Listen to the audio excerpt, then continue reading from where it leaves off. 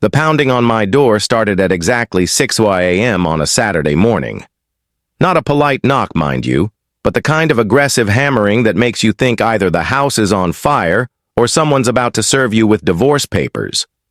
I stumbled out of bed, threw on yesterday's t-shirt, and opened the door to find Patricia Piton standing there with a clipboard, a measuring tape, and the kind of smile that could curdle milk.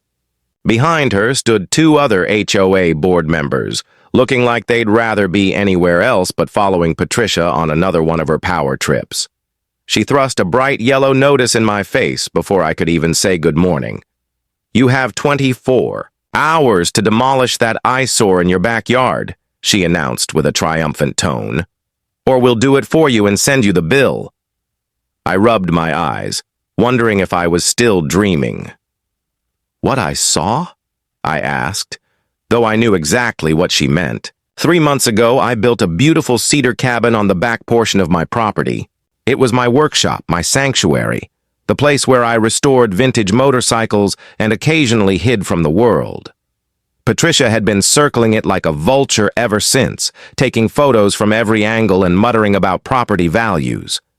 "That unauthorized structure violates 17 HOA bylaws," she said, flipping through her clipboard with practiced efficiency.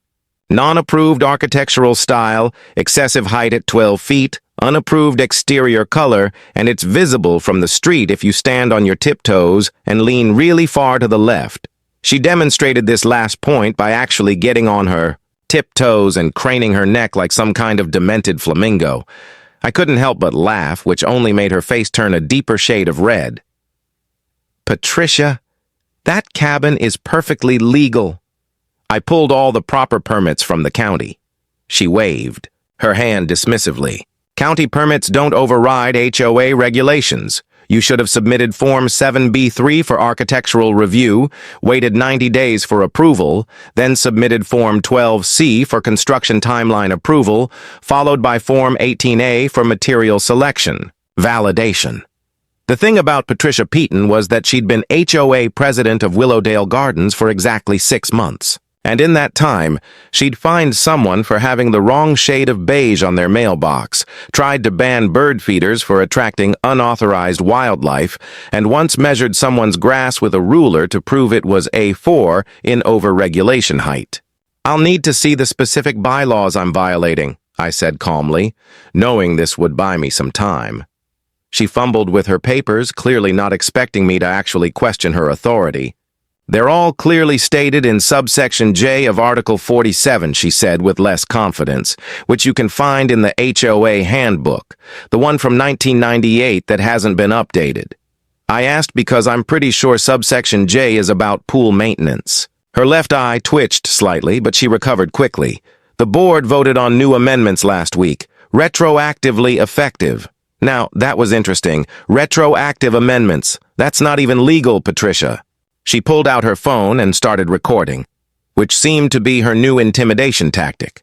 "Mr. Davidson is being non-compliant and hostile," she narrated to the camera. "Please note the aggressive tone and refusal to follow community guidelines." I smiled and waved at the camera. "Hi, future lawyers who will be watching this. Please note that Miss Piton is attempting to enforce retroactive rules that haven't been properly distributed to homeowners." The two board members behind her shuffled uncomfortably. I recognized them as Bob Hutchkins and Sandra Liu, both decent. People who'd somehow gotten roped into Patricia's crusade for suburban domination. Bob cleared his throat nervously. "Patricia, maybe we should review the bylaws again," before she spun around so fast that Bob actually took a step back. "The bylaws are crystal clear, Robert. We discussed this at length during our emergency session." "You mean the emergency session that wasn't announced to homeowners?" I interjected. "The one held in your living room instead of the community center." Patricia's face went from red to purple. "Executive sessions don't require public notice. That's when I played my first card." "Actually, they do when you're voting on new regulations. State law requires 72 hours notice and a quorum of homeowners present." She jabbed her finger at my chest, though she was careful not to actually touch me. Probably worried about an assault charge. "You have 24 hours, Mr. Davidson. If that cabin isn't gone by 6 a.m. tomorrow, I'll have a demolition crew here at 6:01. With that, she turned on her designer heels and marched away, her entourage trailing behind like reluctant ducklings. I spent the rest of the morning doing something Patricia clearly hadn't expected. Research. First, I called my buddy James, who happened to be a real estate attorney. Then I pulled up every document related to my property purchase from 5 years ago. That's when I found something absolutely beautiful. Something that made me actually laugh out loud in my kitchen. You see, when I bought my house, I actually purchased 2 separate parcels. The house sat on lot 47, which was indeed part of the HOA. But the back portion where I'd built my cabin, that was lot 48, a separate parcel that had never been incorporated into the HOA. It even had a different tax identification number and separate deed. The previous owner had purchased both lots, but never combined them, and I'd simply continued the arrangement without thinking much about it. I made copies of everything, highlighting the relevant sections with the enthusiasm of someone who just found a winning lottery ticket in their coat pocket. Then I did something else. I installed security cameras around my cabin just in case Patricia decided to get creative with her 24-hour deadline. That evening, around 8:00 p.m., I heard voices in my backyard. I checked my new cameras to find Patricia and some man in a hard hat walking around my cabin taking measurements and photos. The man was making notes on a tablet while Patricia pointed at various parts of the structure with obvious disgust. I grabbed my phone and headed outside. "Evening, Patricia," I called out cheerfully. "I see you brought a friend." She didn't even look embarrassed at being caught trespassing. "This is Mr. Reynolds from Reynolds Demolition. He's providing an estimate for tomorrow's work." The man looked uncomfortable and extended his hand. "Tom Reynolds, ma'am here says you've got an illegal structure that needs emergency removal." I shook his hand firmly. "Nice to meet you, Tom. Did Patricia mention that she has no legal authority to demolish anything on this property?" Tom's eyes darted between us nervously. "She showed me HOA documents and said she had emergency powers as board president." I pulled out my phone and showed him the property records. "This parcel isn't part of the HOA, Tom. It's private property with no covenant restrictions. If you demolish anything here, you'd be committing a felony." Tom studied the documents, his face growing paler by the second. He turned to Patricia with a worried expression. "Ma'am, these documents clearly show this is a separate parcel. I can't touch anything here without the owner's permission or a court order." Patricia snatched the phone from his hand, squinting at the screen. "This is obviously forged. I'll have our HOA attorney verify." "Please do," I interrupted with a calm tone. "In fact, I encourage you to call them right now. I'd love to hear what they say about trespassing on private property that isn't under HOA jurisdiction." Tom was already backing away toward the gate. "I'm sorry, but I can't be involved in this. Miss Peaton, if you want demolition services, you'll need proper legal documentation." He practically ran to his truck, leaving Patricia standing in my backyard, shaking with rage. "This isn't over," she hissed through clenched teeth. "I'll find a way to tear down that eyesore if it's the last thing I do." I smiled pleasantly. "Patricia, you're currently trespassing. I'm going to ask you once nicely to leave." The second time won't be a request. It'll be a call to the police." She stormed off, but not before taking more photos, as if the cabin might somehow become illegal if she documented it enough times. The next morning, 6:00 a.m., came and went without incident. But at 7:30 I noticed something odd.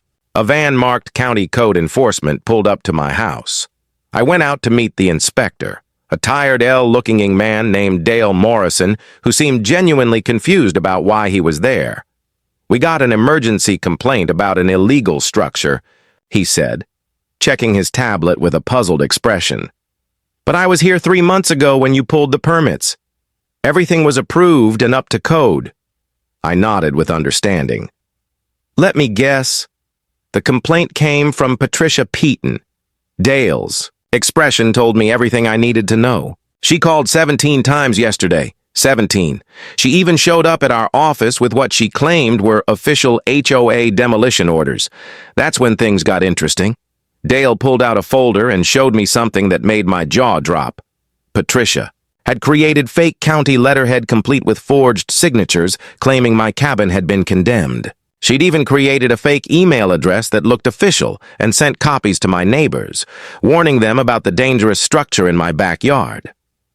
"This is a federal crime," Dale said with a serious tone.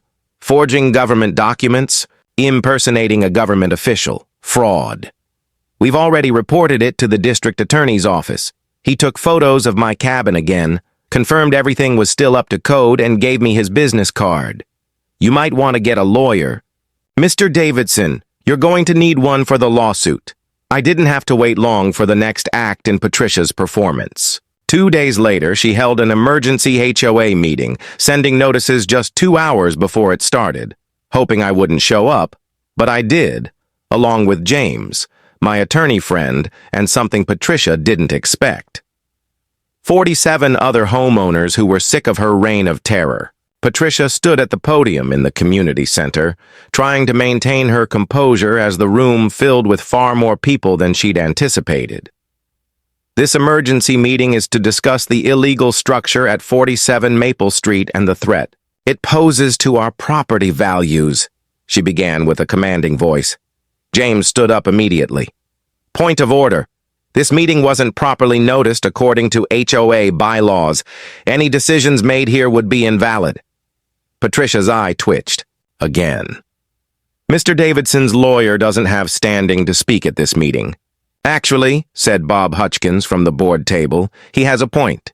We need 72 hours notice for any meeting discussing fines or enforcement actions." Patricia turned on Bob with a venomous look.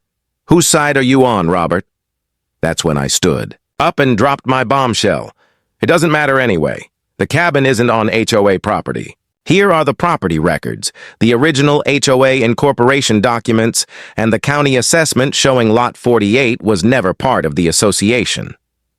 I passed copies around the room while Patricia frantically flipped through her papers. "Even if that were true," she said with a desperate edge creeping into her voice, "the structure is visible from HOA property, which gives us aesthetic jurisdiction." James actually laughed at that. "That's not a thing, Miss Petton. You can't regulate property you don't have authority over just because you can see it." But the real showstopper came when Dale Morrison walked in with 2 police officers. The room went dead silent as they approached the podium. "Patricia Peton," one officer said with an official tone, "you're under arrest for forgery, fraud, and impersonating a government official." The look on Patricia's face was something I'll never forget. It went from confusion to shock to pure panic in about 3 seconds. "This is ridiculous," she shouted as they placed handcuffs on her wrists. "I was protecting property values. I was doing my job as HOA president."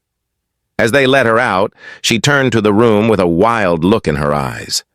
"You'll all regret this when your property values plummet. That cabin is a disgrace to our community." Bob Hutchkins stood up slowly.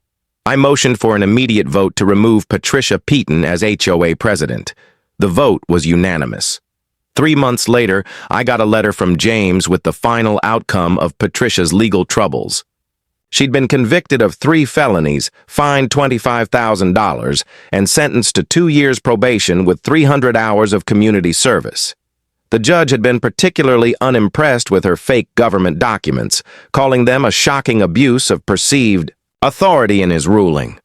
But the best part came when I ran into her at the grocery store last week. She was wearing an orange vest, picking up trash along the highway as part of her community service. When she saw me, her face turned that familiar shade of purple. But her probation officer was watching, so she just kept stabbing at litter with her pointed stick, muttering something under her breath that I'm pretty sure wasn't a compliment about my cabin.